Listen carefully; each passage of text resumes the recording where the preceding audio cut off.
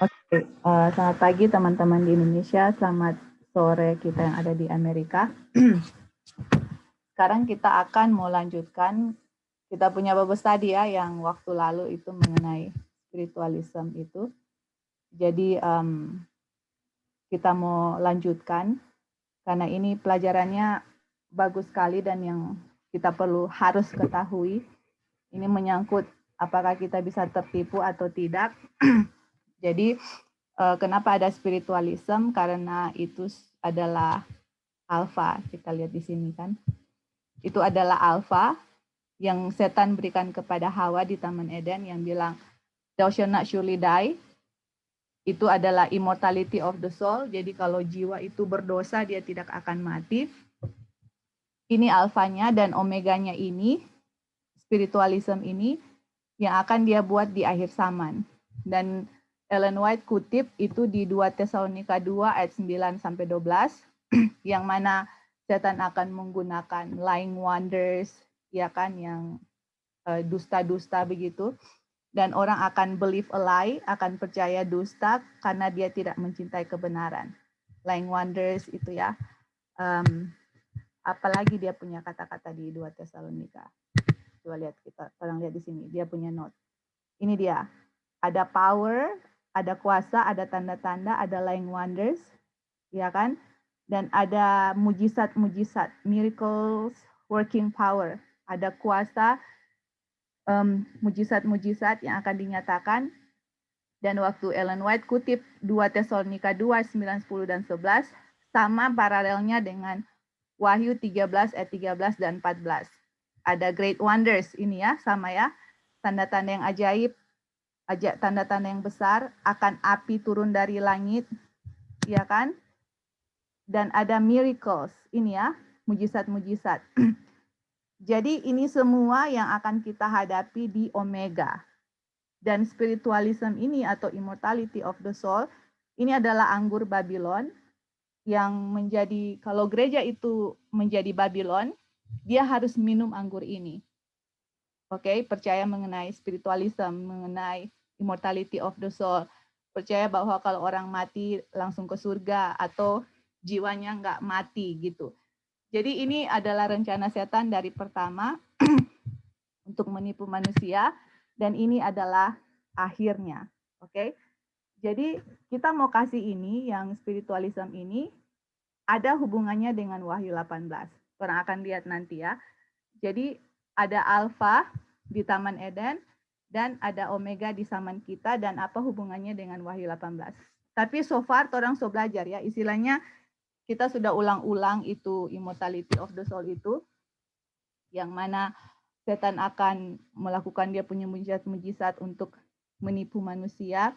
Dia akan menyerupai orang-orang yang sudah mati, kerabat kita, teman-teman kita, seperti itu ya.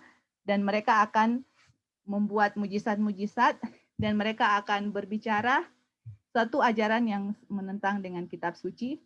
Dengan cara itulah mereka akan menipu dunia atau menipu saudara dan saya kalau saudara dan saya tidak kuat dalam firman Tuhan.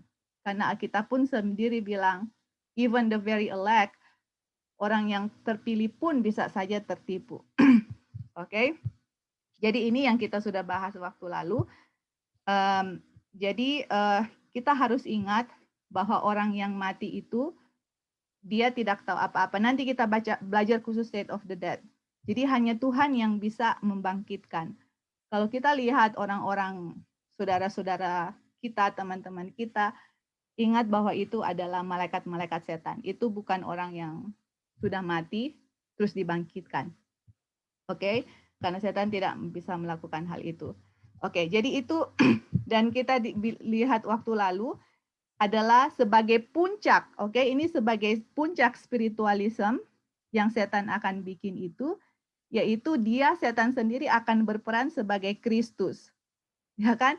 Jadi bagaimana gambaran Kristus yang akan setan perankan itu, yaitu gambaran Kristus yang sudah dilihat Yohanes di Wahyu 1 ayat 13 dan sampai 15, yang kepalanya putih, jiwanya panjang, dadanya berlilitkan pinggang emas, dia punya mata bagaikan api, dia punya kepala dan rambutnya putih bagaikan bulu putih meta, kakinya mengkilap. Nah, setan akan menyerupai Yesus seperti itu. Jadi orang akan melihat itu, waduh, ini Ellen White bilang, kemuliaan yang mengelilingnya tidak tertandingi oleh apapun yang pernah dilihat oleh mata fana.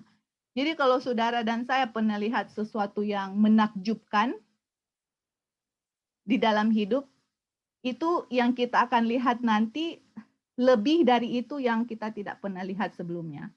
Itulah dia punya puncak ya, setan akan melakukan hal itu. Tetapi kita sudah tahu bahwa setan tidak bisa meniru akan kedatangan Tuhan Yesus. Itu tidak diizinkan. Jadi waktu setan datang sebagai Tuhan Yesus, orang-orang akan sujud menyembah setan dan Yesus akan memberkati mereka. Bukan Yesus ya, setan akan memberkati mereka yang dia menyerupai Yesus. Dan dia punya suara lemah lembut, penuh melodi, seperti yang berkati murid-murid. Aduh, memang tipuan yang luar biasa. Dan di saat itu, dia bilang bahwa dia akan menyembuhkan orang sakit. Dan di saat itu, dia bilang bahwa hari Sabat sudah dirubah hari Minggu. Jadi, Sunday worship food itu adalah anggur dari Babylon. Jadi kalian lihat di akhir zaman, semua anggur Babylon akan muncul, saudara-saudara. Satu spiritualism, satu false Sabbath. Iya kan? Jadi makanya itulah sebabnya Tuhan membangkitkan gereja Advent untuk membuka, menelanjangi ini doktrin-doktrin Babylon. Karena inilah yang setan gunakan di akhir zaman untuk menipu manusia. Itu ya. Jadi umat-umat Tuhan dibangkitkan untuk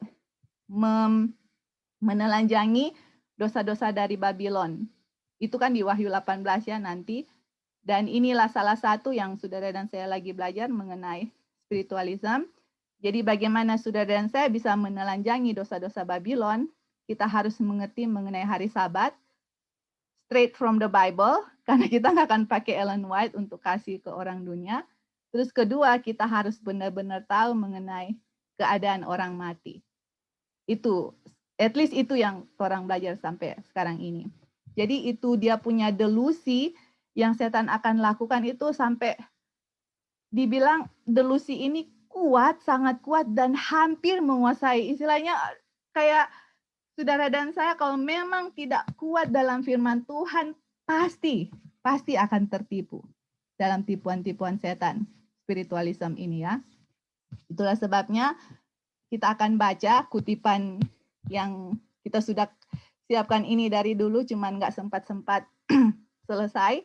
Dan ini sama konsepnya dengan di Great Controversy, kemenangan akhir yang saudara dan saya sudah baca.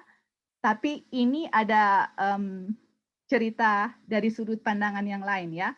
Nah, masih ingat yang kita bilang mengenai kereta api?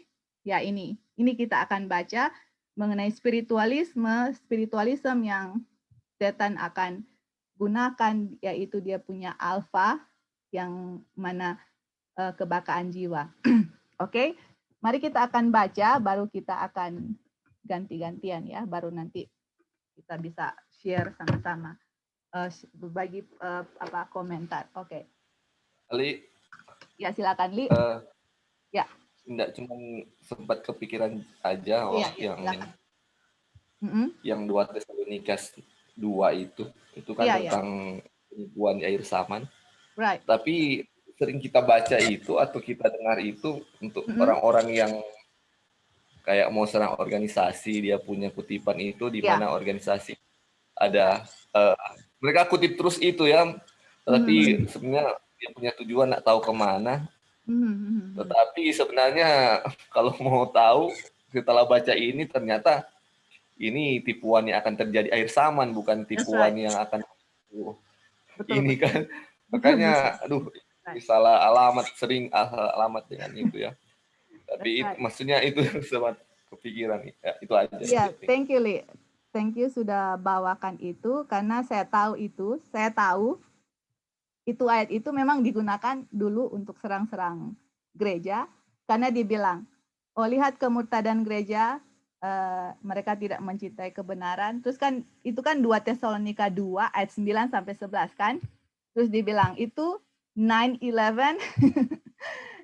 Jadi Iya, betul. tahu sekali itu, persis kita tahu sekali. Tapi waktu kita belajar Tuhan nyatakan spiritualism ini, saya bilang, waduh, ini dari ujung mana ke ujung mana, dua hal yang berbeda seperti itu ya. Jadi kalau kita lihat secara konteks, ini ya karena Lali ada bawakan, kita mau lihat secara konteks. Coba lihat 2 Tesalonika 2 sebelum ayat 9 ya. Coba kalian lihat kan dia di sini ada isort.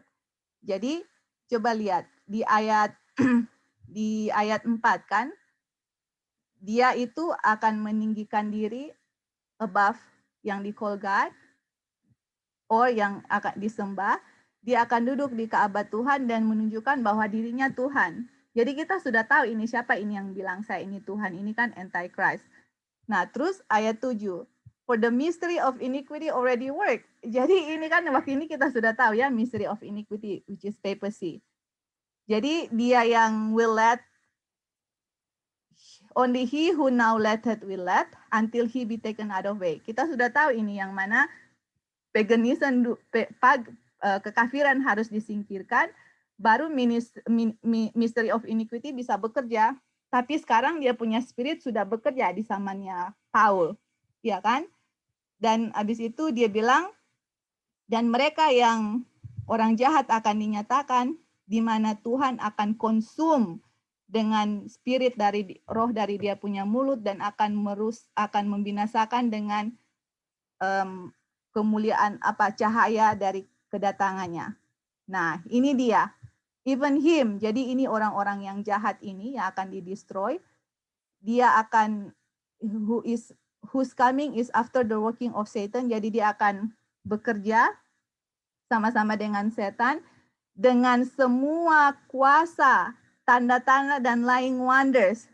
Ini kan dengan semua penipuan dari ketidakbenaran kepada mereka yang binasa, karena mereka tidak mencintai kebenaran supaya mereka diselamatkan. Itulah sebabnya Tuhan mengirimkan kepada mereka strong delusi supaya mereka bisa percaya dusta. Supaya mereka bisa dibinasakan orang yang tidak percaya kebenaran, tapi mempunyai kesukaan atau kecintaan di dalam ketidakbenaran. Jadi kita lihat di sini bahwa ini dia punya konteks ini lagi berbicara mengenai man of sin, ini papacy. Oke? Dan ini di dalam di ayat 9 ini adalah mujizat-mujizat yang akan dilakukan oleh setan di akhir zaman untuk menipu orang-orang yang tidak mencintai kebenaran. Dan ini di ayat ini Ellen White kutip ini mengenai spiritualism. Jadi waktu itu saya bilang, wah, delusi apa yang Tuhan akan kirim sampai orang pun bisa percaya dusta ya. Ini kan dulu yang waktu ditujukan. Delusi apa kira-kira? Maksudnya percaya, kok bisa sampai percaya dusta gitu. Oh ternyata di sini karena orang-orang menolak pekabaran malaikat pertama, kedua, dan ketiga, nanti mereka umat-umat Tuhan akan mengabarkan mengenai Sabat, akan mengabarkan mengenai spiritualism, immortality of the soul. Mereka tidak mau terima ini kebenaran sampai delusi yang setan akan bikin pun mereka akan percaya. Dan kenapa mereka percaya? Karena setan akan bilang bahwa setan akan menyerupai kerabat-kerabat, sahabat-sahabat kita, yang mereka akan bilang bahwa itu ajaran-ajaran yang akan bertentangan dengan Alkitab, dan mereka akan percaya. Karena yang akan dikatakan di situ dibilang, oh it's okay, kalian bisa bikin apa saja, kejahatan apa saja, kamu pasti akan masuk surga karena saya ini baru dari surga. Dan di surga itu saudara punya teman misalnya yang kalian kenal orang yang jahat, dia meninggal. Misalnya meninggal di dalam mabuk-mabukan atau dalam berkelahi.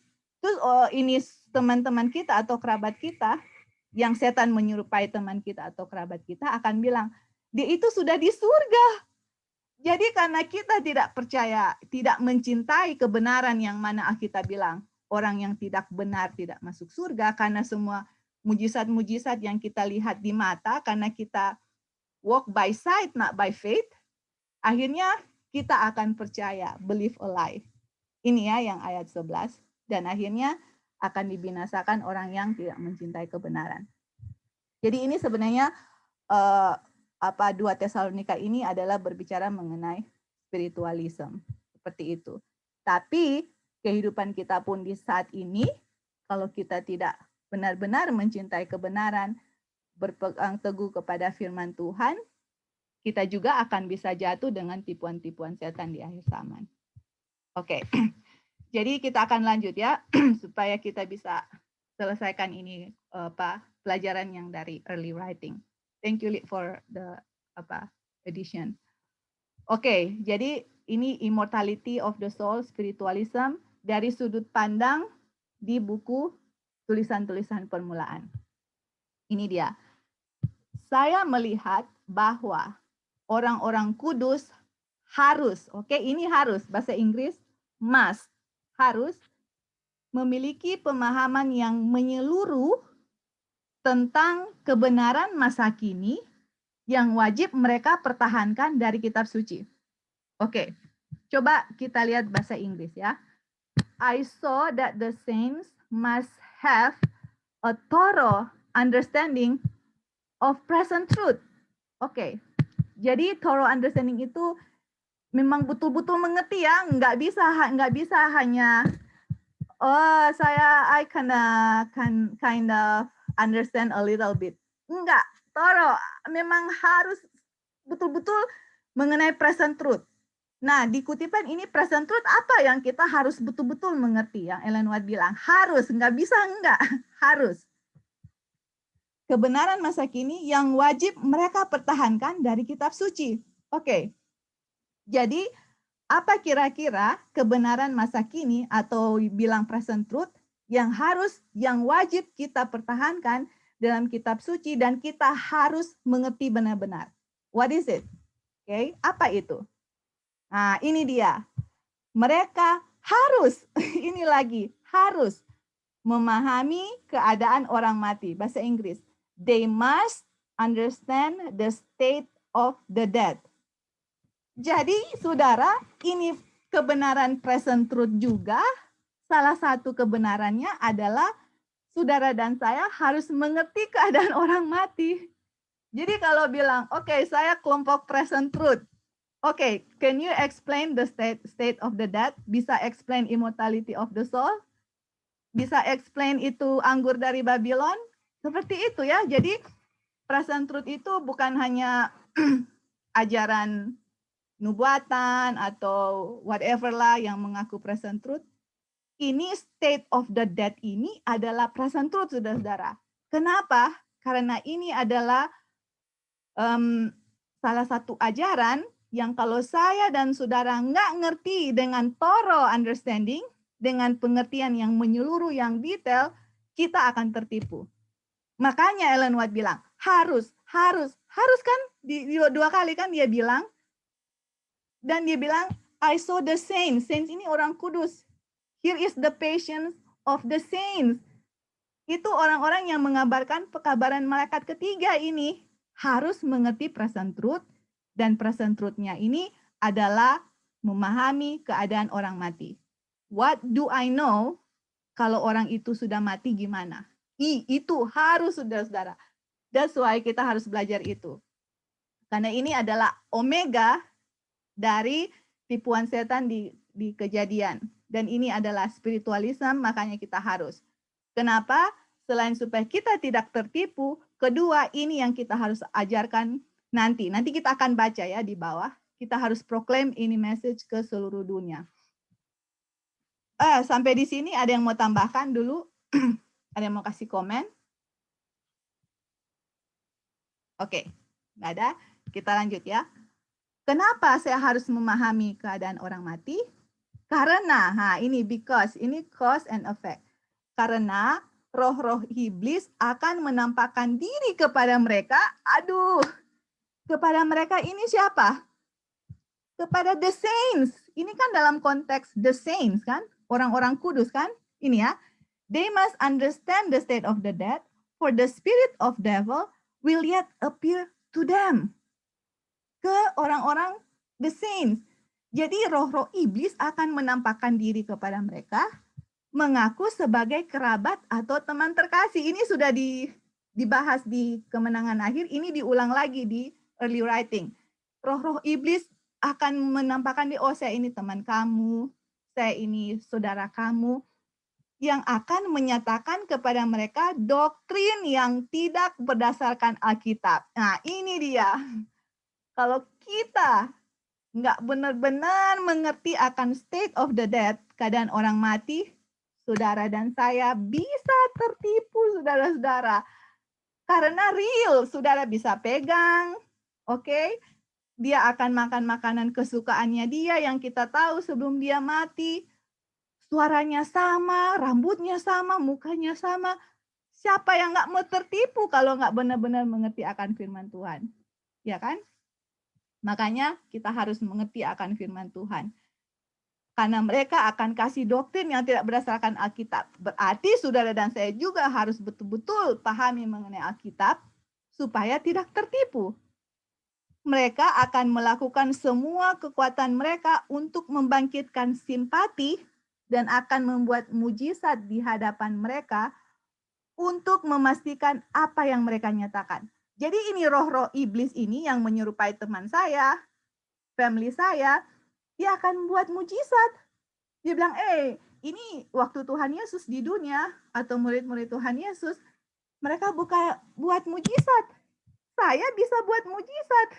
Berarti saya ada kuasa dari Tuhan. Tapi mereka akan kasih doktrin yang tidak berdasarkan Alkitab. Kalau kita nggak ngerti state of the dead, habis. Bisa tertipu. Lanjut ya. Umat Tuhan harus siap untuk menghadapi roh-roh ini dengan kebenaran Alkitab bahwa orang mati tidak tahu apa-apa dan bahwa mereka yang muncul adalah roh-roh iblis. Aduh, jadi misalnya Kak Opin punya papa misalnya, sudah meninggal kan?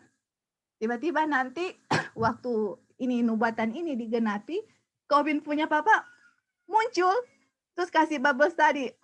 Kak Opin langsung bilang, oh no. Ini, this is not my dad. Ini iblis ini yang menyerupai saya punya bapak, apalagi dia kasih doktrin-doktrin yang tidak berdasarkan Alkitab. Kita harus tahu, saudara-saudara.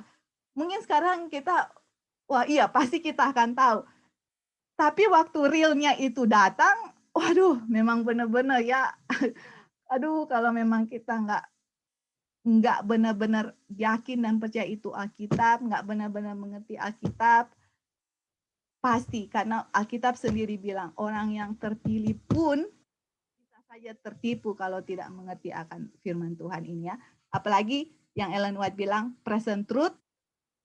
Oke, present truth yaitu orang-orang yang kebenaran present truth, kebenaran masa kini, yaitu saudara dan saya harus. Nggak bisa nggak, harus memahami keadaan orang mati. We need to understand the state of the dead. Itu satu, dan kedua nature of man, yaitu waktu kita diciptakan itu bagaimana, kalau kita mati itu gimana, kayak debu kembali kepada debu kayak itu. Jadi semua itu harus benar-benar kita tahu, at least ada Bible study-nya, kita tahu ayat-ayatnya, saudara dan saya harus kuasai, karena ini roh-roh ini akan menipu, seakan-akan memang nyata, saudara-saudara, kalau kita nggak tahu ini pelajaran ini. Oke? Oke, sampai sini silakan ada yang mau kasih tambahan.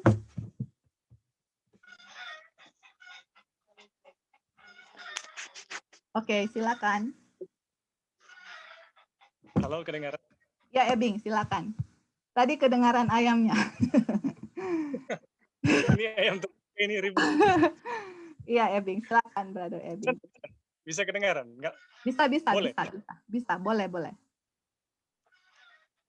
Jadi, kenapa kita harus memahami kebenaran dari keadaan orang mati dan kebenaran kitab suci itu secara menyeluruh ya? Tuh.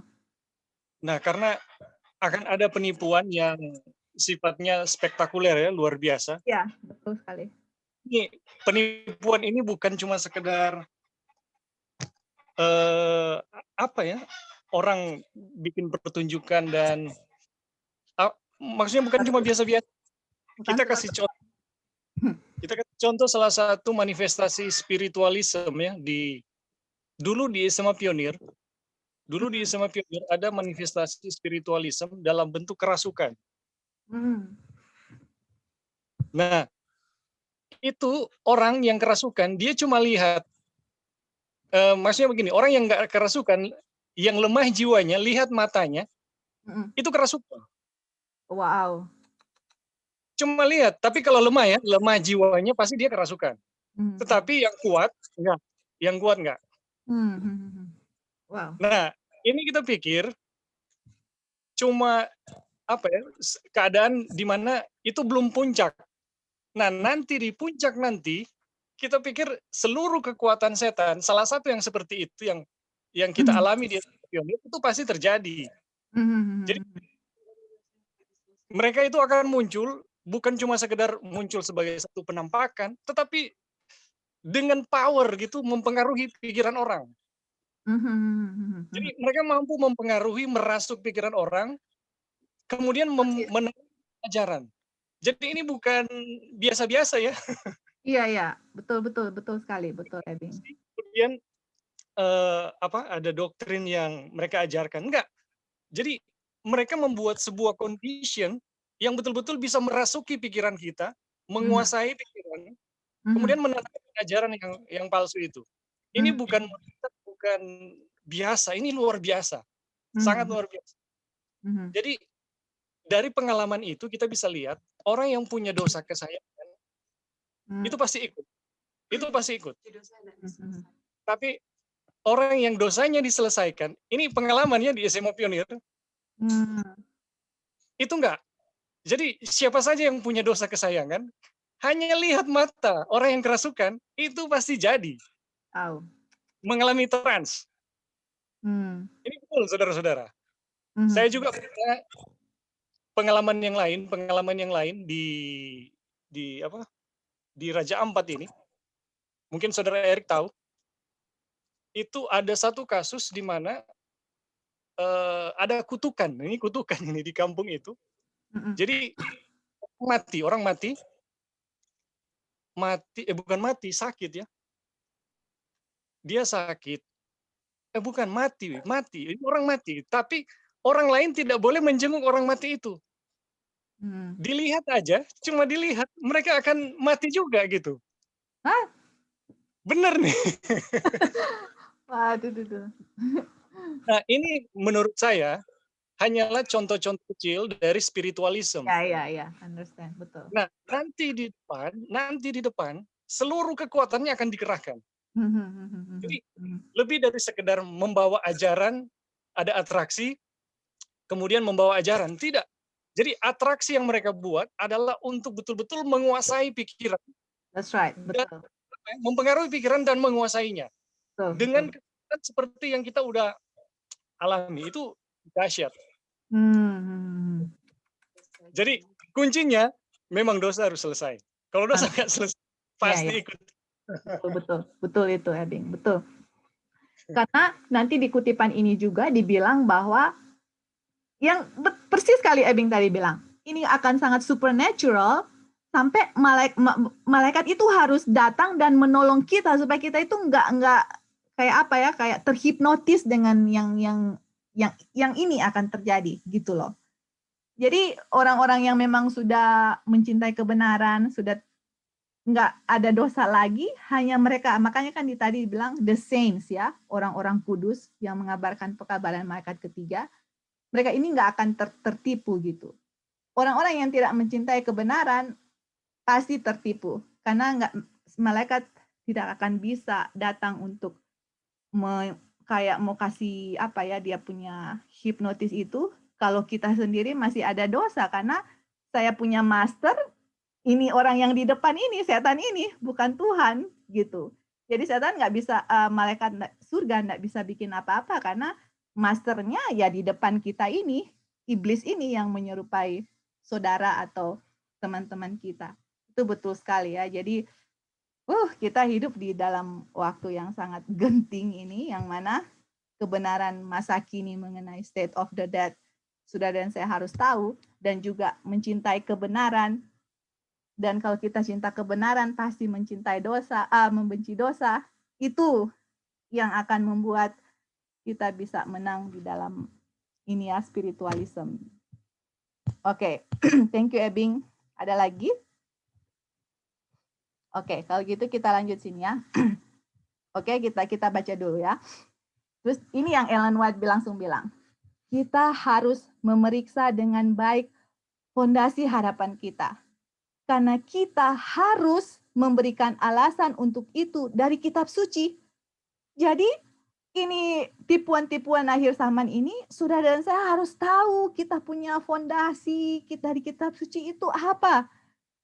Karena aduh ini tipuan ini bukan hal-hal yang sepele, nanti itu udah tingkat tinggi, kelas berat itu yang kalau memang kita lengah, aduh pasti jatuh.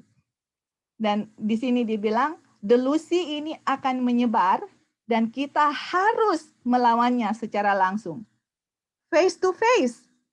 Ini orang mati, bukan orang mati, setan di depan kita, kita harus face to face loh, bayangkan. Bukan hanya dengan, jadi ini semua akan diizinkan saudara dan saya face to face with Satan, bayangkan. Satu-satunya, okay, I'm telling you, satu-satunya orang yang setan takut adalah Jesus. Kalau kita nggak ada Yesus di dalam, nggak takut setan, saudara-saudara. Tapi kalau udah Christ in me, udah righteousness of Christ kita, udah punya righteousness of Christ, setan takut. Jadi kita akan face to face dengan ini malaikat-malaikat iblis ya, dan setan sendiri juga akan menyerupai teman-teman dan sahabat-sahabat kita, family kita, seperti itu. Dan ini, coba lihat ya. Dan kecuali kita siap untuk itu, kita akan terjerat dan dikalahkan. Aduh, man. Kalau saudara dan saya nggak siap right now, belajar state of the dead secara detail, belajar mengenai kebenaran firman Tuhan, ini Ellen White bilang, kita akan, we shall be, pasti akan terjerat dan dikalahkan. Makanya sudah jadi Tuhan itu, ini yang saya lihat ya, the more tahu karakter Tuhan, lebih menggali firman Tuhan, Tuhan saudara-saudara akan kasih, oke, dengan jelas apa kebenaran yang perlu saudara dan saya tahu. Tidak ada kebenaran yang sangat penting untuk orang punya keselamatan ataupun tipuan-tipuan setan yang Tuhan akan sembunyikan. Dia akan kasih saudara-saudara dan dia akan kasih dengan detail. Jadi untuk kita suatu kebenaran yang Tuhan istilahnya tidak kasih dengan detail, tidak tertulis di dalam nubuatan-nubuatan apa yang ya seperti ini. Oke, jadi yang tidak tertulis dalam nubuatan itu, dan sometimes orang bikin big deal ya, saya bilang bikin big deal, tapi cari-cari dia apa, di mana ini posisinya di dalam nubuatan. Tidak ada, tapi yang sudah jelas ada di nubuatan yang akan terjadi itu nggak diungkit-ungkit, istilahnya nggak di-emphasize, nggak diulang-ulang, nggak ditekan-tekankan. Nah karena ini state of the dead ini adalah present truth yang harus ketahui, saya akan tekan-tekankan terus dan diulang-ulang, karena kalau nggak, Ellen White bilang, kalau kita nggak siap, kita akan kalah. Nah saya nggak mau saya kalah, kita nggak mau saudara-saudara kalah atau terjerat, karena kita sama-sama mau maju untuk mempersiapkan apa tipuan-tipuan setan di akhir zaman. Apa hal-hal yang perlu saudara dan saya pelajari. Jadi we don't wanna waste time untuk suatu hal-hal yang nggak ada hubungannya dengan apa yang kita hadapi, saudara-saudara. Karena setan akan gunakan semua distraction, semua yang bisa mengalihkan pikiran saya dan saudara untuk hal-hal yang kita perlu ketahui supaya kita bisa menang dan mempelajari sesuatu hal-hal yang tidak ada hubungan dengan hal itu. Karena dia tahu waktunya sudah dekat dan dia bilang, saya akan bikin anything supaya lali nggak siap, pas waktunya datang, siapa kita nggak belajar ini, siapa kita nggak tahu ini. Karena dengan di antara waktu persiapan itu kita belajar hal-hal yang nggak ada hubungannya dengan hal seperti ini. Waduh, we don't want it, right? Tuhan sudah kasih semua dengan jelas untuk kita bisa ketahui. Oke? Jadi kita harus benar-benar mengerti immortality of the soul, state of the dead, kita harus tahu, mengerti, kalau enggak kita akan dikalahkan. Oke, kita harus tahu bahwa orang-orang yang sudah mati, saudara kita, family kita, teman-teman kita, siapapun itu yang saudara kenal, yang sudah mati terus muncul, jangan percaya karena itu setan atau malaikat-malaikatnya. That's all I'm gonna say. Jangan percaya. Itu satu. Kedua, harus mengerti Alkitab, saudara-saudara. Karena orang-orang itu akan memutarbalikan. Remember kalau setan memutarbalikan firman Tuhan, tahu kan, hanya kasih hilang satu kata atau tambah 2-3 kata, dia akan putarbalikan. Dan kalau kita nggak tahu, kita akan, oh iya ya betul ya. Wah, kenapa saya selama ini nggak tahu? Sudah habis itu. That's it, gitu ya. Jadi harus tahu akan fondasi iman, akan fondasi kita, harus tahu mengenai kitab suci. Terus ini, tetapi jika kita melakukan apa yang kita bisa, oke, ini janji ya. Coba kita perhatikan baik-baik, karena buat saya waktu saya baca ini saya bilang, aduh Tuhan please. Karena tadi waktu Ebing bilang itu betul sekali, karena ini akan sangat terhipnotis ya dengan pemandangan yang akan terjadi. Tapi jika kita melakukan apa yang kita bisa untuk bersiap menghadapi konflik yang ada di hadapan kita, jadi apa yang saudara bisa? Harus belajar state of the dead, harus mengerti akan firman Tuhan, harus mengerti the nature of man, immortality of the soul. Itu adalah anggur dari Babylon salah satunya. Jadi siap ya konflik, karena setan akan gunakan ini ajaran-ajaran ini yang dia sudah kasih dari Taman Eden, itu alfanya, terus di omeganya di saat kita. Jadi kalau kita bersiap menghadapi konflik ini janji Tuhan. Tuhan akan melakukan bagiannya dan tangannya yang maha kuasa akan melindungi kita. Aduh, ini Ebing. Jadi kita nggak akan kan tadi Ebing bilang, yang orang yang kerasukan setan, dilihat matanya, kalau masih ada dosa bisa keikut kan. Tapi kalau kita sudah serahkan semua, kita punya dosa sama Tuhan, dan kita sudah melakukan apa yang saya bisa untuk bersiap sekarang ini, Tuhan akan lakukan bagiannya. Karena kalau Tuhan tidak melakukan bagiannya, saudara dan saya juga bisa kena itu. Karena yang datang langsung itu setan dengan malaikatnya. Mereka juga punya kuasa, saudara-saudara ingat ya. Kita nggak mau besar-besarkan setan, no. Tapi saudara dan saya harus tahu ini setan punya kuasa yang Tuhan kasih. Tapi Tuhan kita lebih besar kuasanya, dan Tuhan akan lindungi kita dengan tangan yang maha kuasa, asal kita siap sekarang ini. Harus belajar, Ellen White tadi bilang harus belajar state of the dead. Nah, ini yang dia janjinya ya. Dia atau Tuhan akan segera mengirim malaikat, ini yang tadi saya bilang, keluar dari kemuliaannya untuk membuat pagar bagi jiwa-jiwa yang setia, daripada membuat mereka tertipu dan terhanyut oleh keajaiban dusta setan atau lying wonders. Jadi ini saudara-saudara, jadi kalau tidak ada Tuhan yang mengelilingi kita dengan tangannya, dengan malaikatnya, pasti akan terjerat dengan apa ini tadi, akan dikalahkan oleh tipuan setan. Tapi kalau kita setia melakukan apa yang saya bisa sekarang, janji Tuhan akan kirim malaikat, membuat pagar, dan membuat supaya kita tidak tertipu dan terhanyut oleh lying wonders. Nah, coba lihat ini kata lying wonders, ini kan bahasa Inggris, kalian lihat di sini, lying wonders. Coba kita lihat ya. Lying wonders itu terdapat di mana? Terdapat di 2 Tesalonika 2 ayat 9, 10, dan 11. Ini adalah ada power, ada signs, ada lying wonders yang akan dimanifestasi nanti di akhir zaman untuk orang-orang yang tidak love the truth, tidak benar-benar mengetahui salah satu state of the dead, tidak mengetahui benar, tidak mencintai Alkitab dan kebenarannya, Tuhan nggak bisa kasih promise tadi, janji tadi, untuk mengirim malaikatnya, tangannya nggak bisa mengelilingi saudara, karena saudara lebih pilih ini setan daripada Tuhan. Semau-maunya dia mau lindungi kita, Tuhan nggak bisa, karena kita lebih pilih kepada setan daripada Tuhan sendiri. Seperti itu. Jadi ini teguran untuk kita semua, saya sendiri yang mana, wow, kebenaran Tuhan memang kita harus tahu dan mencintai ya, apalagi yang sudah nyata-nyata yang akan terjadi, dan Ellen White sudah nyata-nyata bilang apa yang saya harus pelajari. Jangan terbabit oleh hal-hal yang nggak ada, yang jangan terbabit oleh hal-hal yang istilahnya, coba kita lihat apakah ini yang akan kita hadapi nanti. Seperti itu. Apa persiapan kita? Apakah saya sudah siapkan ini semua? Jadi coba tanya, introspeksi, dan waktu Ellen White tulis saya harus tahu, apakah saya sudah tahu? Seperti itu.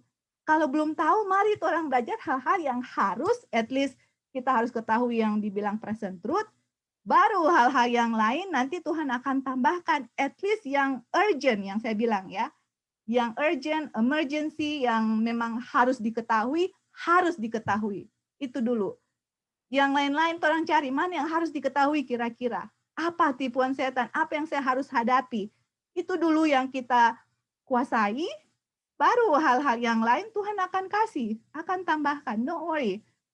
Tapi yang urgent, yang emergency, saya belum tahu dan saya nggak kuasai, terus kita udah bingung dengan hal-hal yang lain, setan tahu itu, dan dia mau itu terjadi supaya pas waktunya datang, kita kewalahan, terjerat karena kita nggak tahu, padahal sudah diamarkan ini yang saya harus tahu. Oke. Sampai di sini ada tambahan sebelum kita akan minta Lali baca. Yang Lali akan baca ini adalah penglihatan yang Ellen White lihat mengenai kereta yang saya bilang waktu lalu. Ada yang mau tambahkan? Halo? Ya, silakan. Boleh balik ke atas yang tadi? Silakan, Ebing. Oke. Ya. Yang ini? Iya. Oke. Ini benar nggak? Delusi ini akan menyebar dan kita harus melawannya. Memang terjemahannya begitu? Bahasa Inggrisnya? Oke, ini bahasa Inggris ya. This delusion will spread and we shall have to contend. Contend itu melawan atau berperang with it face to face. Langsung muka dengan muka. Jadi ini dalam konteks waktu setan dengan roh-rohnya yang jahat akan muncul dengan menyerupai saudara kita, dengan teman-teman kita, ya akan muncul di hadapan kita. Jadi kita harus melawannya secara langsung, face to face, muka dengan muka. Jadi kita harus melawan, dan untuk bisa melawan kita harus bersiap menghadapi konflik. Ya, betul. Menghadapi konflik. Ini menarik sekali dan bagus sekali saya rasa. Iya. Yang kita mau tanggapi begini. Akhir-akhir ini ya, dari ya kita bergaul dengan banyak aliran.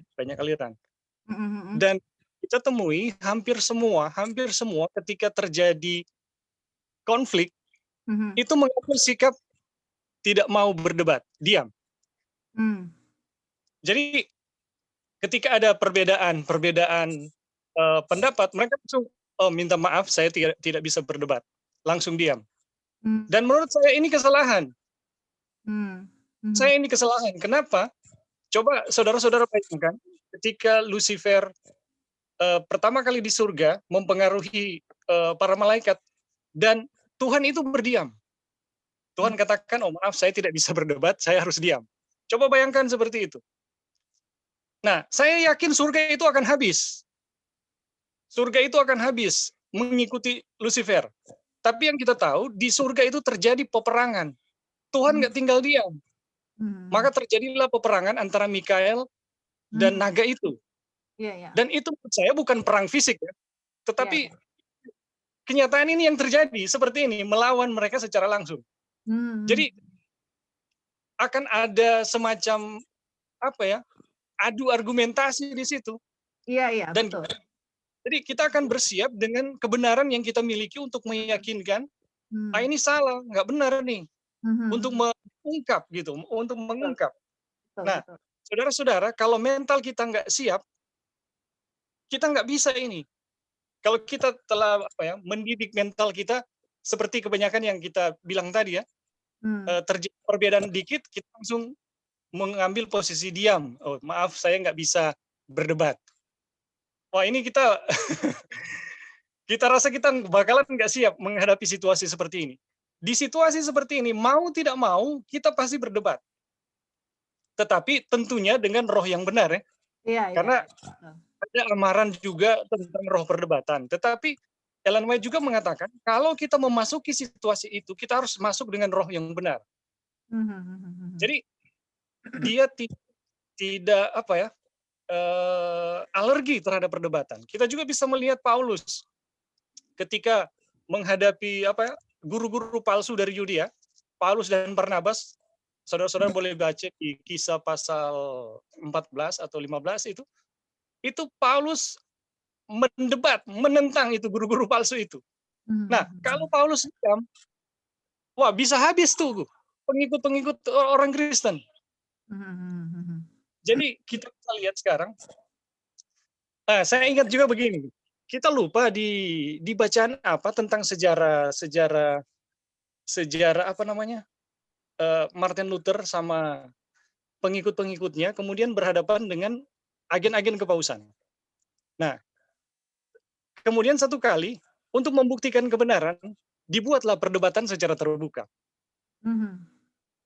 Yang terjadi adalah pengikut-pengikut Paus malu karena mereka tidak menguasai Alkitab, sedangkan Luther dan pengikut-pengikutnya itu sangat menguasai, malu. Nah, saking malunya mereka langsung menghimbau jemaat. Sekarang kita tidak perlu lagi memperdebatkan firman Tuhan. Ya, ini dalil-dalil mereka. Tetapi firman Tuhan itu hanya untuk dihidupkan, bukan untuk diperdebatkan. Luar biasa ini. Nah, ini pernyataan-pernyataan mereka kita lihat diulang-ulangi sampai sekarang. Jadi ada banyak yang mempelajari kebenaran, ketika terjadi pertentangan, mereka mengulangi kata-kata dari pimpinan kepausan ini. Firman Tuhan itu nggak harus diperdebatkan, tapi dihidupkan. Hanya karena apa? Tidak mau mempelajari lebih dalam firman Tuhan. Takut jangan sampai dusta mereka itu ketahuan. Benar nih. Jadi kita harus lihat ini adalah mentalitas yang harus kita bangun. Ya, kita bukan mau membangun roh perdebatan ya, karena itu nggak baik. Tetapi kita juga harus siap ketika situasi itu menuntut. Ya, kalau situasi itu menuntut kita, mental kita harus siap. Karena memang ini face to face, kita harus melawan. Dan mereka itu bukan cuma sekedar dengan pengetahuan Alkitab, tetapi dengan kuasa spiritualnya akan datang. Jadi ini betul-betul. Halo ya. Bro, sorry, cuma mau tanya, kita miss tadi. Signal kok putus-putus di sini.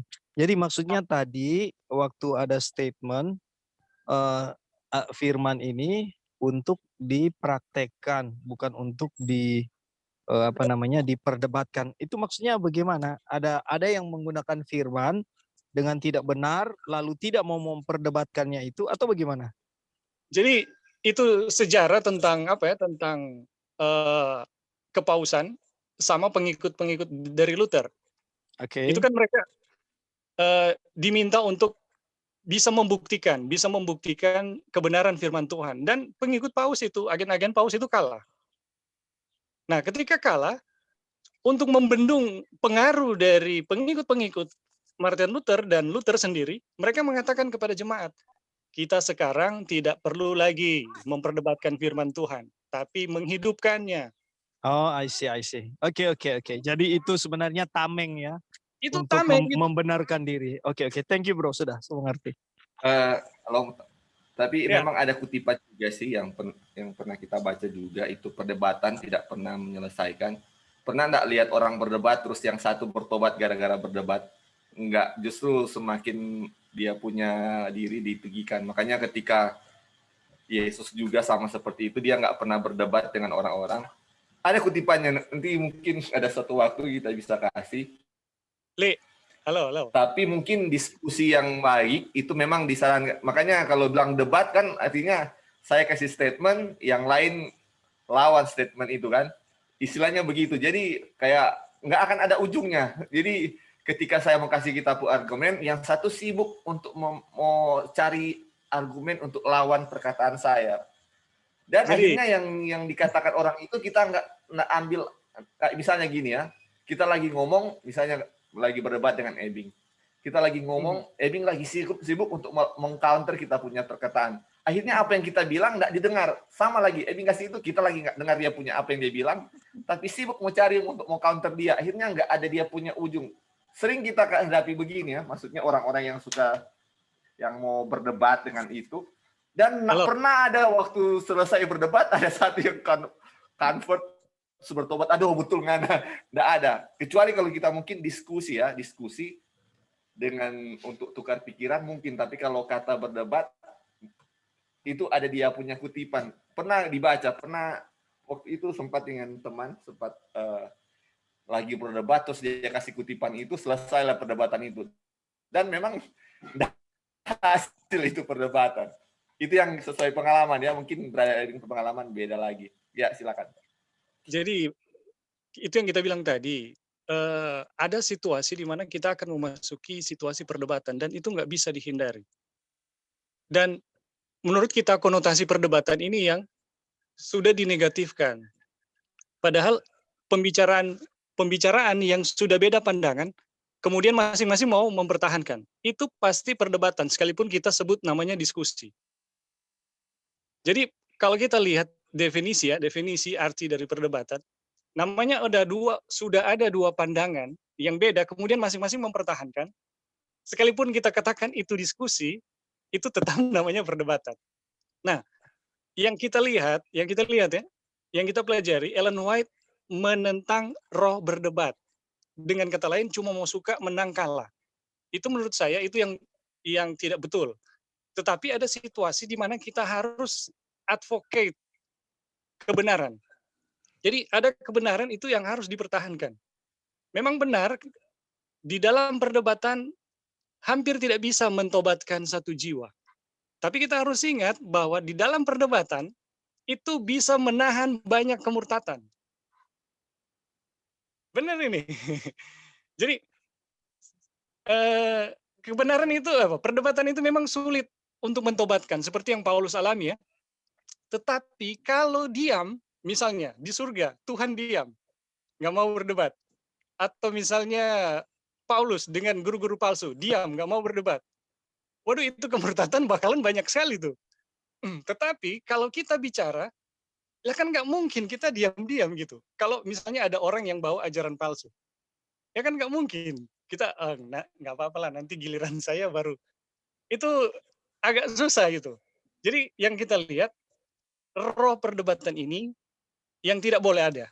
Tetapi kita harus siap dengan mental ketika terjadi ada perbedaan gitu. Ada perbedaan di mana kita harus bisa mematahkan atau melawan ini kalau di dalam sini dalam kutipan ini pengajaran-pengajaran yang salah gitu. Mental itu harus ada gitu. Sekalipun itu dilakukan, Ellen White katakan itu harus dijalankan dengan roh yang benar. Jadi betul-betul dengan ini betul-betul pertarungan yang luar biasa di mana menunjukkan siapa kita sebenarnya. Nah, orang yang karakternya lemah di dalam perdebatan pasti akan menunjukkan sikap yang roh yang nggak bagus. Tetapi orang yang punya karakter yang baik di dalam perdebatan itu akan kelihatan. Akan kelihatan aslinya itu gimana itu. Jadi itu tanggapan saya. Mungkin bisa dipelajari lagi. Nanti mungkin di lain waktu atau bagaimana. Tanggapan mengenai ini kutipan ini, bahwa ini nggak bisa gitu, nggak bisa kok nggak dipersiapkan gitu. Iya, thank you Ebing. Ya, jadi kita ngerti Ebing mau sampaikan apa, kita ngerti Lali bilang apa. Jadi yang kita ambil dia punya poinnya adalah di saat ada ajaran-ajaran misalnya yang tidak sesuai dengan firman Tuhan, ya kita mau tidak mau kan harus kasih apa yang kita tahu mengenai kebenaran. Tetapi bukan di dalam roh perdebatan, harus ada dengan roh Kristus. Nah, seringkali saya sendiri, kalau sudah itu sudah datang dalam roh untuk walaupun dalam situasi quote unquote mempertahankan firman Tuhan, saya sendiri sudah meladeni daging saya dalam roh perdebatan seperti itu.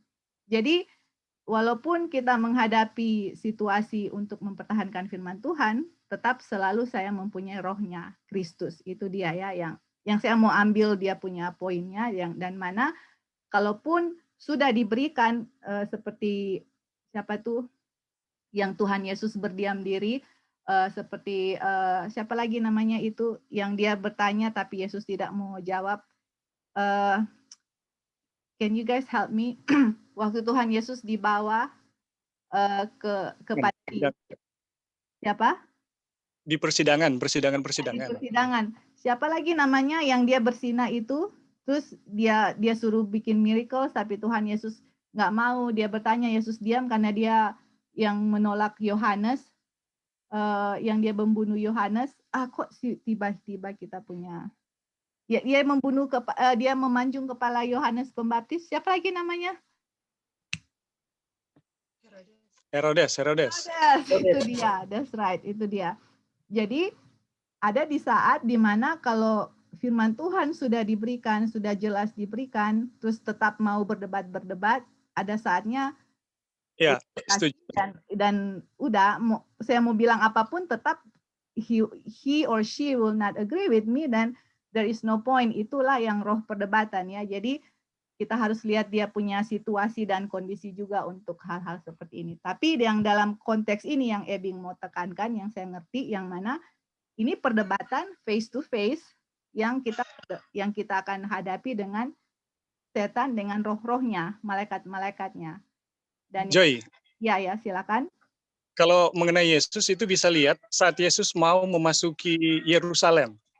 Jadi waktu itu mau disalibkan, Yesus memasuki Yerusalem. Itu terjadi perdebatan mengenai isu teologi yang sangat berat waktu itu, yang sangat penting. Yang pertama tentang kelahiran munculnya Mesias, apakah dia keturunan Daud atau anak Allah atau keturunan Daud. Baru tentang hukum, baru tentang kebangkitan. Itu perdebatan loh itu. Dan satu hal yang luar biasa, Yesus mampu membungkam mereka semua. Dan mereka nggak berkutik. Nah itu kita melihat Yesus teladan gitu di dalam menguasai doktrin.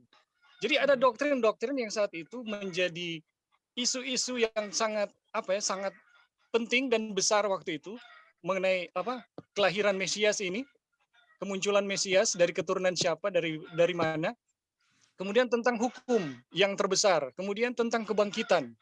Nah, ternyata itu menjadi pokok-pokok doktrin yang diperdebatkan saat itu. Kemudian mereka ajukan kepada Yesus. Dan kita melihat Yesus mampu menjawabnya. Ya. Kalau Yesus diam waktu itu gimana ya? Dan mengatakan, minta maaf, saya nggak bisa berdebat. Aduh, nggak bisa itu, nggak bisa. Iya.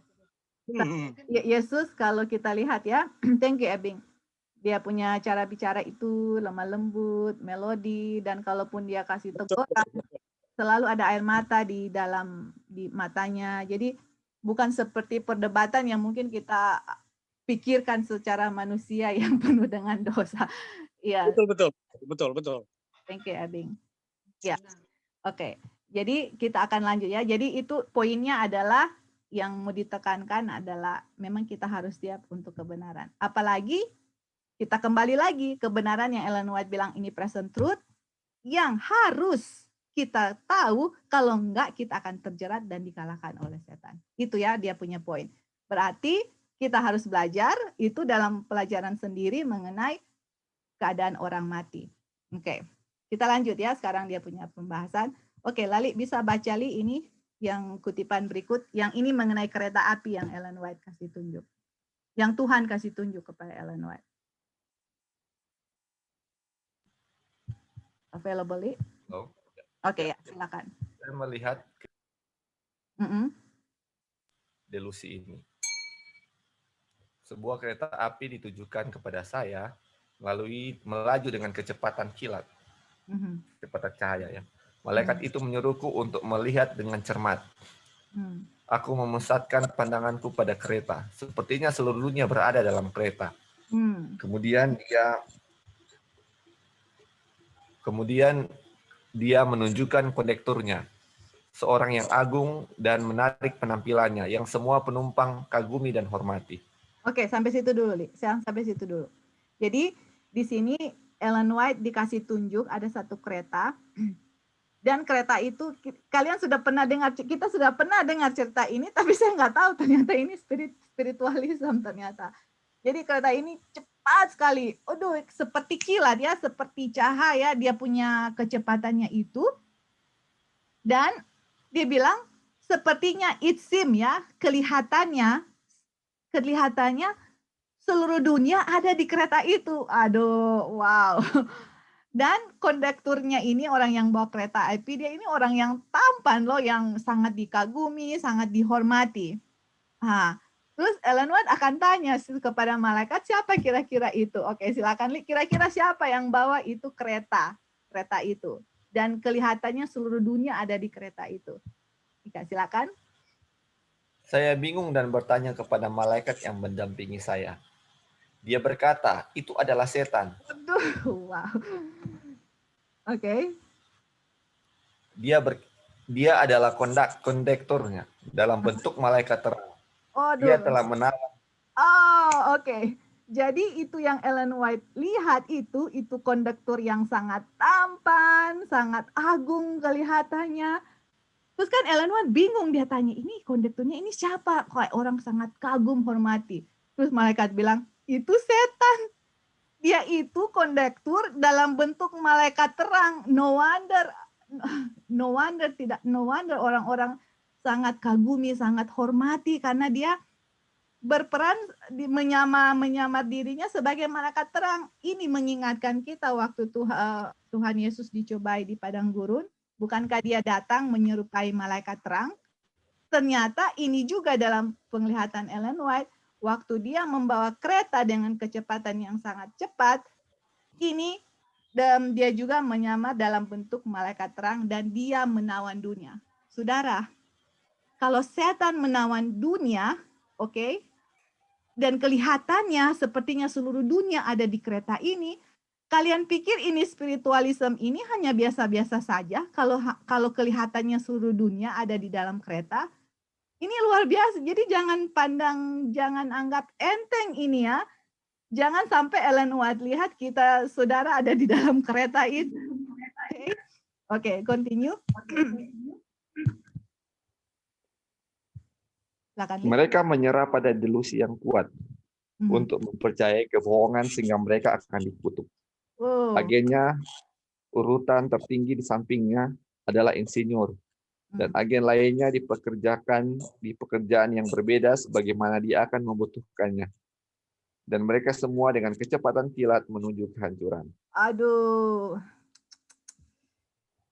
Wow.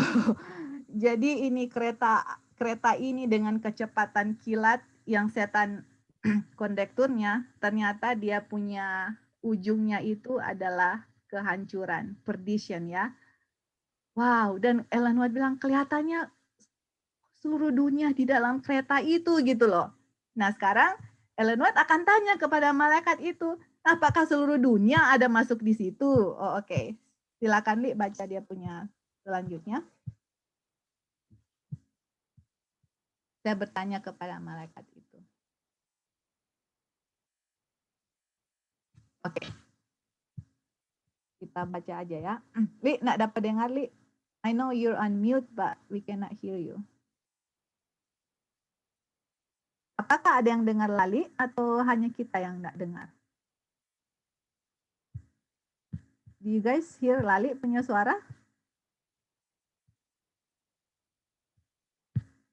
Ada yang dengar Lali? Kalau gitu kita yang baca aja.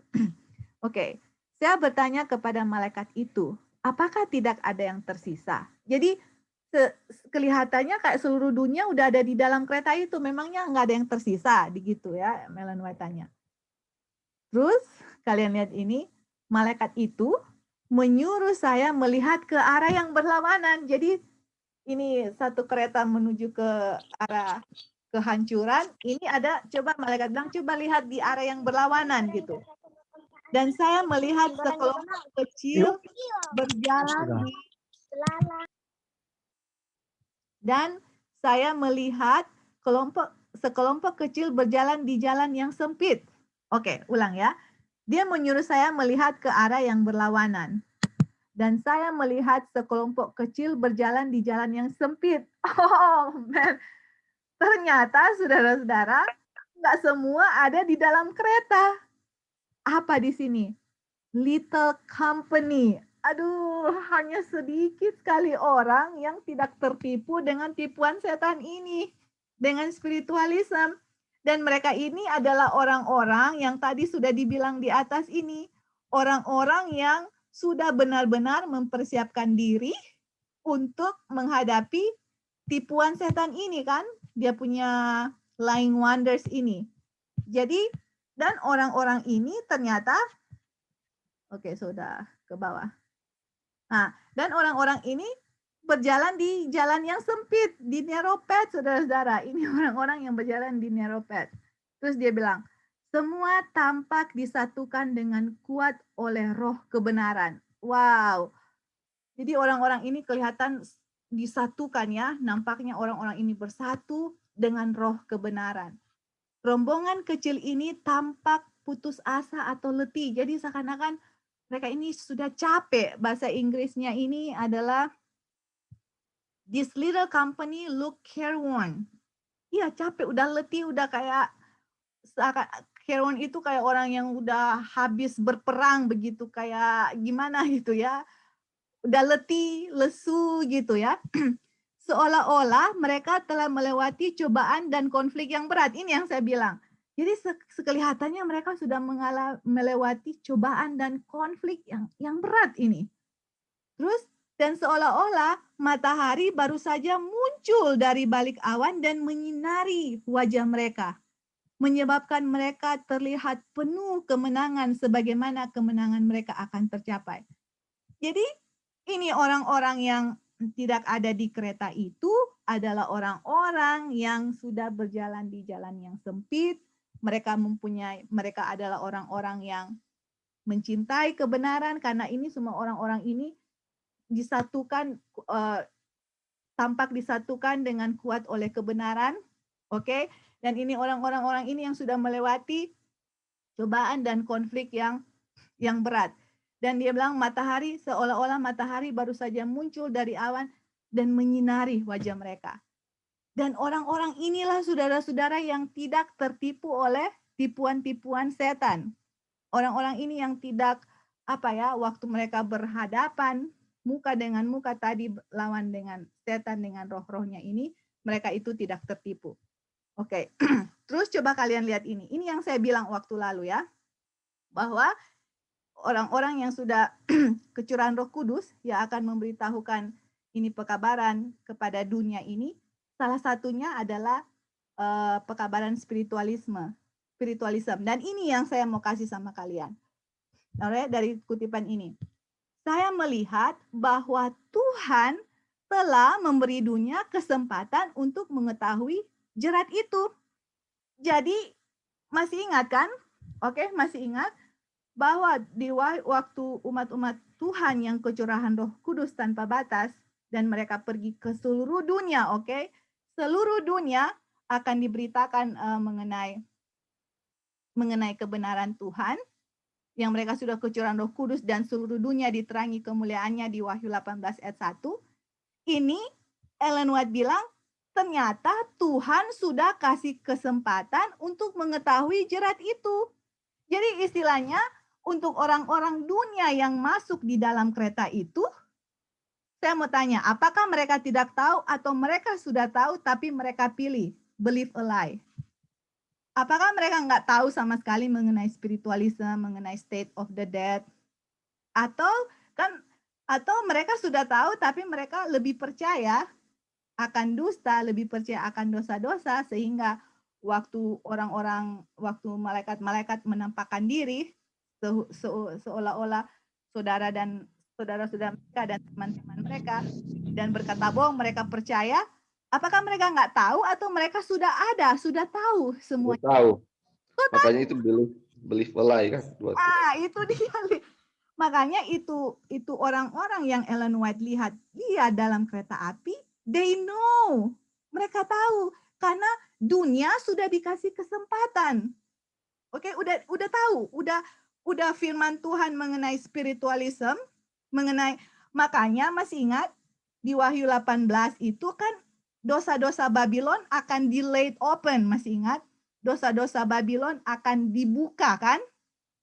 Nah, kapan itu? Inilah dosa-dosa Babylon, anggur-anggur Babylon itu false Sabbath, immortality of the soul. Ini dunia Tuhan sudah kasih kesempatan untuk mereka. Sudah tahu mereka. Siapa yang kasih tahu? Ya umat-umat Tuhan yang benar-benar sudah belajar ini firman Tuhan. Dosa-dosa Babylon apa yang dibukakan? Mereka sudah tahu. Jadi tidak ada excuse, alasan untuk mereka masuk di kereta itu karena mereka sudah tahu mengenai hal itu, mengenai tipuan-tipuan itu. This one thing is evidence enough for the Christian if there were no other. Jadi ini ya, kita bahasa Inggris supaya jadi istilahnya mereka itu sudah cukup bukti. Hal yang satu ini menjadi bukti yang cukup bagi orang Kristen. Jadi kalau nggak ada yang bukti lain, ya udah ada bukti yang mana ini jerat ini ya. Jerat ini yang jerat setan itu sudah dikasih tahu. Buktinya sudah cukup. Dan kalau kita baca Wahyu 18 itu, Ellen White bilang orang-orang itu akan tahu secara intelek sampai mereka bisa decide, menentukan mau terima atau enggak. Jadi kalau Tuhan kehendaki ya, saudara dan saya kecurahan Roh Kudus, ini orang-orang yang orang akan kabarkan, mereka akan ngerti sekali ini state of the dead. Mereka akan tahu hari Sabat, mereka akan tahu. Dan untuk mereka memilih untuk believe a lie atau percaya akan jerat setan, itu bukan dorang enggak tahu, dorang tahu, seluruh dunia sudah tahu. Oke? Dan tidak ada perbedaan yang dibuat antara yang murni dan yang keji. Itu dia. Jadi waktu ini malaikat-malaikat setan kasih mengenai tipuan-tipuan yang mereka kutip dari Alkitab, sudah tidak ada lagi perbedaan antara yang salah dengan yang benar. Yang murni, yang keji udah nggak ada. Terus kalau kalian tahu Thomas Paine, bisa kalian search ya. Ini dia orang ini sangat ini adalah agen setan waktu dia masih di dunia ini ya. Dia bilang, Thomas Paine yang tubuhnya sekarang telah menjadi debu dan akan dipanggil pada akhir 1000 tahun pada kebangkitan kedua untuk menerima pahala dan menderita kematian kedua, diberitakan oleh setan bahwa dia berada di surga dan sangat dimuliakan di sana. Jadi saudara-saudara, ini setan-setan dan roh-rohnya yang akan datang, dia bilang, ini Thomas Paine sudah di surga lagi. Dan dia di sana itu sudah bahagia dan sangat dimuliakan. Bayangkan, they will tell us a lie. Aduh, mereka akan gunakan tipuan yang, memang ini setan is the father of lie. Dia bapak penipu ya. Dan dia bilang, setan menggunakan dia di bumi selama dia bisa. Dan sekarang, dia melakukan pekerjaan yang sama-sama dengan berpura-pura membuat Thomas Paine begitu dimuliakan dan dihormati di surga. Jadi ini Thomas Paine, ini agen setan. Dan dia siap untuk nanti dibangkitkan pada kematian kedua. Tapi ini setan ini bilang, ini Thomas Paine sudah di surga, saudara-saudara. Dan saat begitu dimuliakan dan dihormati di surga. Dan saat dia mengajar di sini, setan akan membuatnya tampak bahwa dia sedang mengajar di sana. Dan beberapa orang yang memandang dengan ngeri pada kehidupan dan kematiannya, dan ajarannya yang rusak selama hidup, sekarang tunduk untuk diajar olehnya, salah satu manusia yang paling keji dan paling rusak, orang yang memandang rendah Tuhan dan hukumnya. Bayangkan saudara-saudara, aduh, ini ajaran-ajaran yang akan setan kasih di akhir zaman. Dia akan bilang Thomas Paine sudah di surga. Padahal kalau saudara dan saya cari Thomas Paine, terus lihat dia punya sejarah hidup, orang yang paling keji, paling rusak, yang memandang rendah hukum Tuhan, memandang rendah Tuhan, setan bilang dia sudah di surga. Itu berarti apa? Apa indikasinya? Berarti saudara dan saya sekeji-keji apapun, seberdosa-dosa apapun, kalian akan masuk surga. Thomas Paine aja di surga, nah gimana kalian? Itu dia ya. Makanya orang yang tidak mencintai kebenaran akan believe a lie. Sampai strong delusi mereka percaya sampai mereka believe a lie. Inilah spiritualism yang setan gunakan nanti untuk membicarakan dia punya kebohongan yang mana mau entertain kita punya sifat kemanusiaan yang is okay berbuat dosa. Kalian akan masuk surga. Seperti itu ya. Itu yang akan akan kita hadapi nanti. Oke? Ada yang mau tambahkan sampai sini? Oke, saudara Ebing boleh baca. Dia punya kutipan berikut. Dan ini adalah kutipan yang, ini masih sama ya, kutipan yang sama. Belum selesai dia punya kutipan. Yang mana setan bukan hanya menampakkan diri sebagai terhadap saudara-saudara, punya keluarga atau teman-teman, tapi dia akan menampakkan diri sebagai rasul-rasul. Waduh, oke, silakan Ebing kalau available boleh baca. Joy boleh yang lain dulu, yang lain baca. Oh ya, oke, sure. Kak Opin, apa bisa?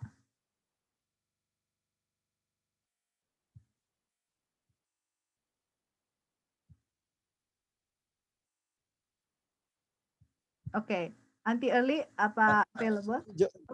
Sorry Joy, ada di jalan. Oh iya Kak, no problem. Tante Early. Joy, sorry Joy ya. Kita lagi di hotel, lagi mau mandi Joy. Oke, go ahead. Dia yang adalah bapa segala dusta, membutakan dan menipu dunia dengan mengutus para malaikatnya untuk berbicara mewakili para rasul. Dan untuk membuatnya tampak bahwa mereka bertentangan dengan apa yang mereka tulis dengan diktar kudus ketika di bumi. Malaikat pendusta ini membuat para rasul merusak ajaran mereka sendiri dan menyatakan bahwa mereka telah tercemar. Dengan melakukan itu, setan senang melemparkan orang-orang yang mengaku Kristen dan seluruh dunia ke dalam ketidakpastian tentang firman Tuhan. Kitab suci itu memotong tepat di jalurnya dan menggagalkan rencananya. Oleh karena itu, ia menuntun manusia untuk meragukan asal-usul ilahi Alkitab. Kemudian dia membuat Thomas Paine yang kafir seolah-olah ketika dia meninggal dia diantar ke surga. Dan sekarang bersatu dengan para rasul suci yang dia benci di bumi. Terlibat dalam mengajar dunia. Oke. Lali mau kasih komen di sini? Yang ada yang kita bisa, yang poin yang kita lihat di sini. Oke, iya. Jadi ada dua pandangan berbeda yang setan kasih. Itu orang-orang Kristen, dia bilang kayak nggak mau selamat ya, kayak ada ketidakpastian ya orang Kristen ini. Tetapi justru orang-orang yang kafir kayak Thomas Paine itu ada kepastian masuk surga. Jadi kalau misalnya kita setia, digagalkan dengan ketidakpastian. Justru yang tidak setia, kayak rupa orang kafir ini, ada kepastian masuk surga. Rupa ini ya, gimana ya mau coba jelas. Jadi iya, kalau setia dia mau kasih bingung, kalau yang nggak setia dia ada janji keselamatan untuk ini ya.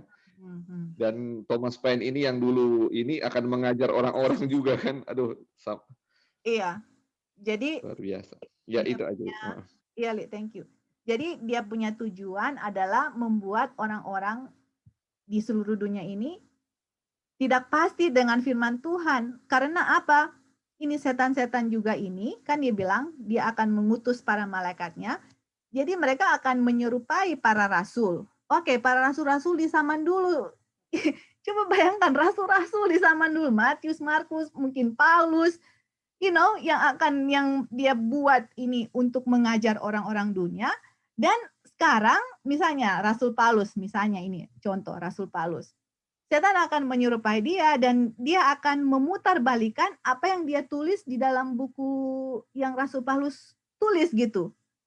Jadi tampaknya bahwa mereka bertentangan dengan apa yang tulis dengan dikte Roh Kudus ketika di bumi.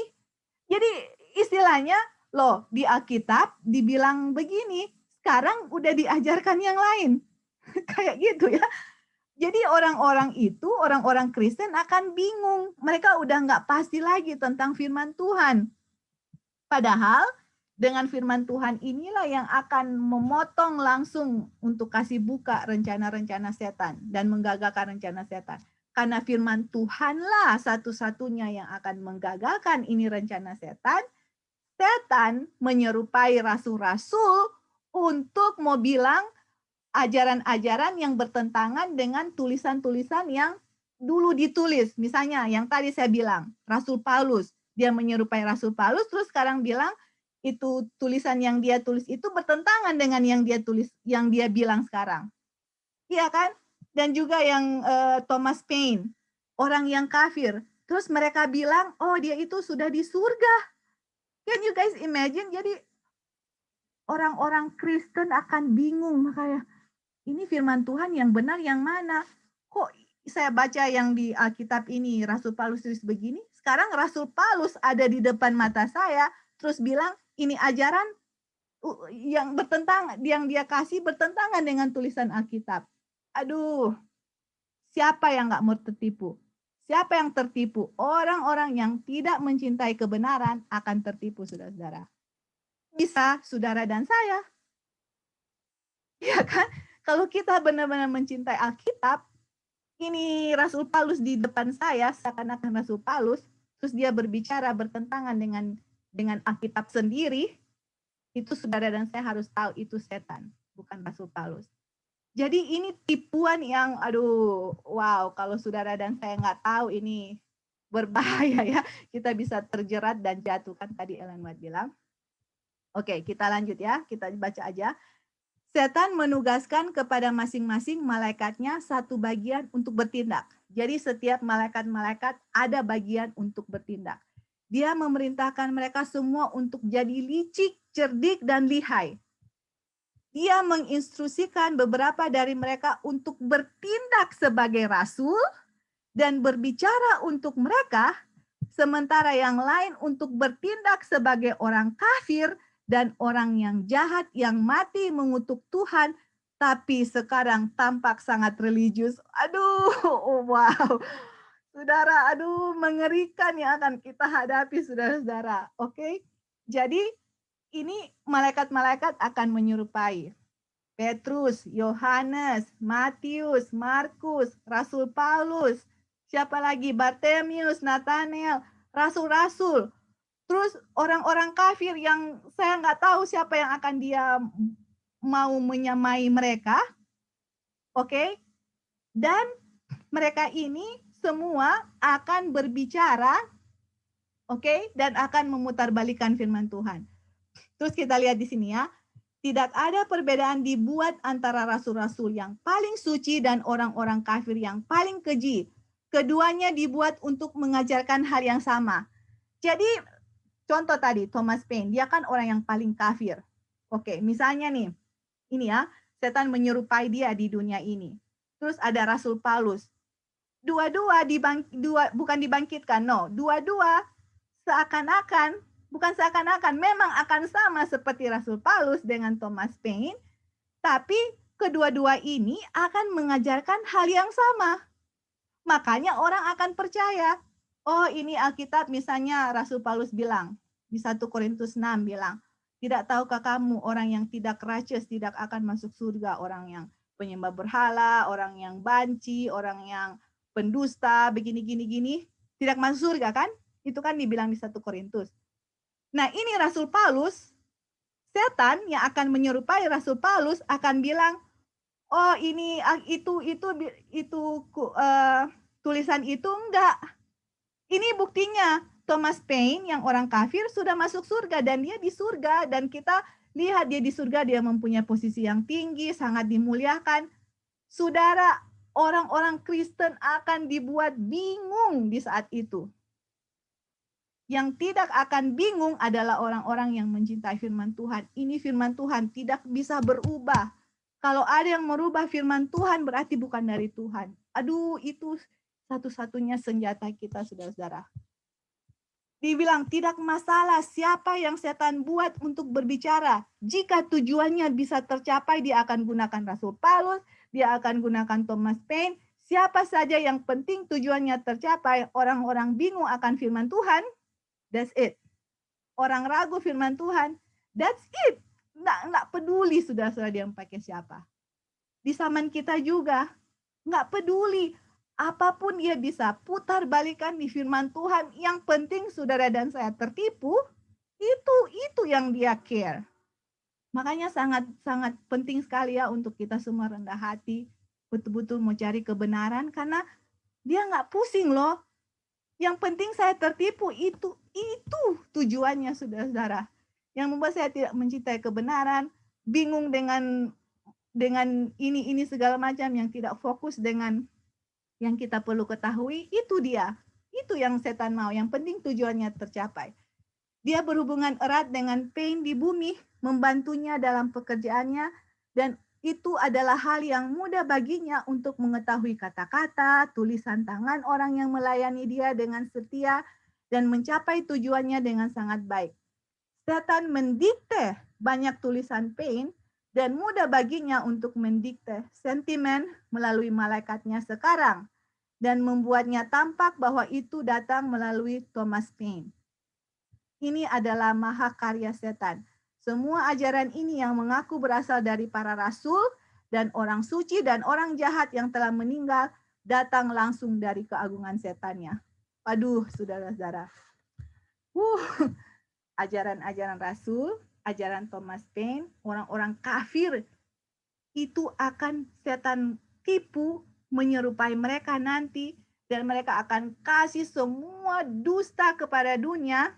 Oke, semua dia punya doktrin-doktrin kepalsuan untuk menipu dunia. Itu yang tadi saya bilang. Kalau kita tidak betul-betul yang tadi Ellen White bilang, makanya ini harus tahu Alkitab. Kalau enggak, dibilang kita pasti akan terjerat dan tertipu dan masuk dan kalah. Masuk di dalam jerat setan dan masuk di dalam kereta itu yang dengan kecepatan tinggi tapi ujungnya menuju kebinasaan. Hanya orang-orang yang bergantung teguh kepada Tuhan yang tidak akan terjerat dengan tipunya. Oke, nah sudah mau habis ya. Sampai di sini kalian ada tambahan sebelum kita baca the last quotation? Oke, kita habisan aja ya. Fakta bahwa setan mengklaim bahwa seseorang yang sangat dia cintai dan yang sangat membenci Tuhan, sekarang bersama para rasul suci dan malaikat dalam kemuliaan, seharusnya cukup untuk menghilangkan tabir dari semua pikiran dan menemukan kepada mereka karya-karya yang gelap dan misterius setan. Dia benar-benar berkata kepada dunia dan kepada orang-orang kafir, tidak peduli seberapa jahatnya Anda, tidak peduli apakah Anda percaya atau tidak percaya pada Tuhan atau Alkitab. Hiduplah sesuka Anda. Surga adalah rumah Anda. Karena semua tahu bahwa jika Thomas Paine ada di surga dan begitu agung, mereka pasti akan sampai di sana. Lihat, ini yang dibilang, nggak apa-apa kalian mau bikin apa saja, mau berzina kah, mau mencuri kah, mau membunuh kah. Jadi dia akan meniadakan itu hukum ya, seakan-akan hukum itu is okay untuk dilanggar. Makanya kan anggur dari Babylon itu adalah orang akan forget the law. Ya kan? Lupa akan hukum. Dan salah satu kan ini immortality of the soul kan. Mau bikin apa saja, no, don't worry. Mau keep sabat kayak, mau keep sabat, mau membunuh, pasti akan masuk surga. Terus Ini sangat mencolok sehingga semua orang dapat melihat jika mereka mau. Setan sekarang sedang melakukan melalui individu seperti Thomas Paine apa yang telah dia coba lakukan sejak kejatuhannya. Dia melakukan kekuatan dan keajaiban dusta, merobek dasar harapan orang Kristen dan memadamkan matahari yang menerangi jalan sempit menuju ke surga. Dia membuat dunia percaya bahwa Alkitab tidak diilhami, tidak lebih dari sebuah buku cerita, sementara dia mengulurkan sesuatu untuk menggantikannya, yaitu manifestasi spiritual. Jadi saudara-saudara, ujung dari spiritualisme ini adalah sebenarnya untuk meragukan akan Tuhan, firman-Nya, hukum-hukumnya, yang mana tidak perlu lagi. Ya kan? Hiduplah sesuka hati Anda, lakukan apa yang Anda mau, ujung-ujungnya kalian akan masuk surga. Ya kan? Jadi ini adalah keajaiban dusta, lying wonders, yang setan akan berikan kepada dunia. No wonder itu kereta yang Ellen White lihat itu, seakan-akan Ellen White bilang seluruh dunia masuk di situ. Hanya small company, hanya kumpulan orang yang sedikit ini, saudara-saudara, yang tidak ada di kereta itu. Bayangkan. Mudah-mudahan orang-orang yang small company yang berjalan di narrow path, di jalan yang sempit itu, mudah-mudahan Ellen White lihat saudara dan saya punya wajah. Mudah-mudahan ya kalau Tuhan izinkan. Kalau Tuhan izinkan kita meninggal, tidak apa-apa. Yang penting kita bisa punya karakter Yesus dan masuk di dalam kerajaan surga. Jadi ini yang saya mau tekankan adalah yang tadi sudah ditekankan, present truth. Pelajaran yang kita harus pelajari, bukan hanya itu, semua kebenaran-kebenaran yang kita perlu tahu untuk menghadapi tipuan-tipuan setan akhir zaman, kita harus tahu. Kita harus benar-benar kuasai itu anggur dari Babylon itu apa. Karena waktu kita baca-baca Great Controversy, ternyata itu semua anggur Babylon itu, itulah yang menjadi tipuan setan pada akhir zaman. Dan ini salah satu immortality of the soul, saudara-saudara. Hari Sabat, menyangkal keilahian Tuhan Yesus, itu semua kita harus tahu karena itu yang akan setan gunakan, dan itu pekabaran itu kita harus kuasai untuk membuka dosa-dosa dari Babylon supaya mereka bisa mengetahui akan kebenaran yang mereka harus ketahui, dan mereka juga mempunyai kesempatan untuk memilih antara Tuhan atau tidak.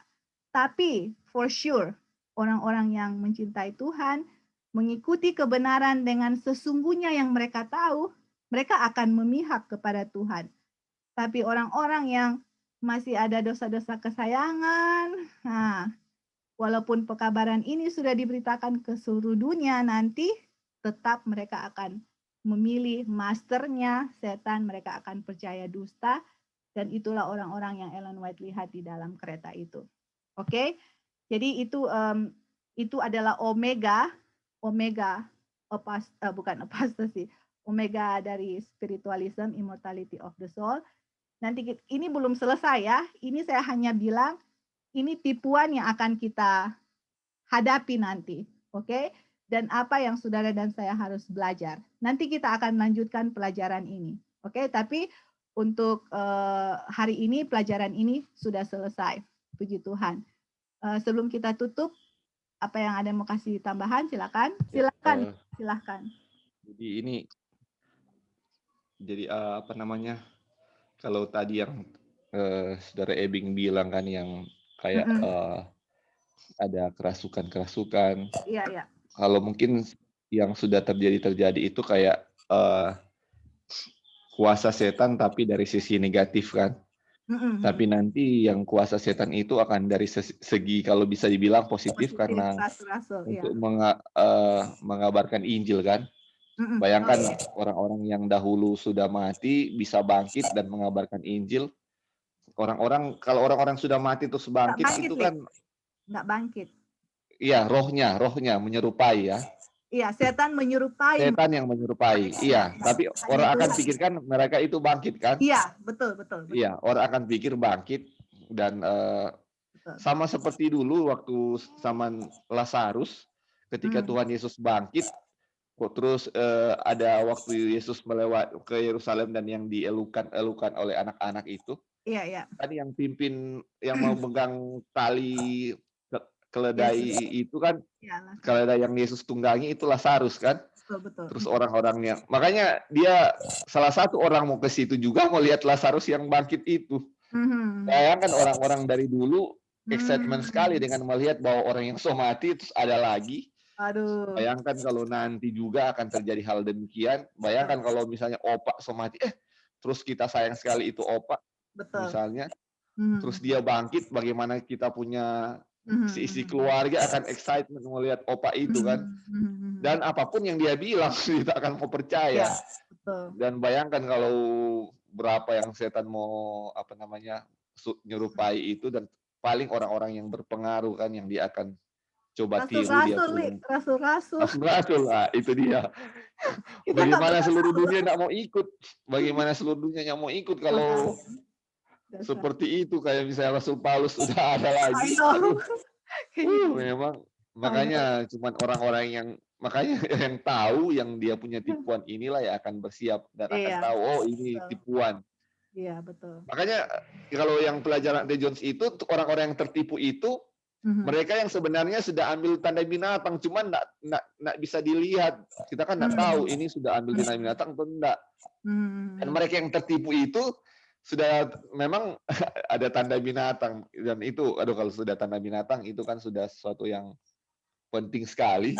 Kalau kita nggak tahu juga akan terima tanda binatang itu. Tanda binatang itu artinya bisa saja mereka sudah memilih setan di saat dia punya manifestasinya nanti, karena manifestasinya mereka akan percaya tipuan ini. Mereka akan percaya, believe a lie, ya itu dia. Believe a lie.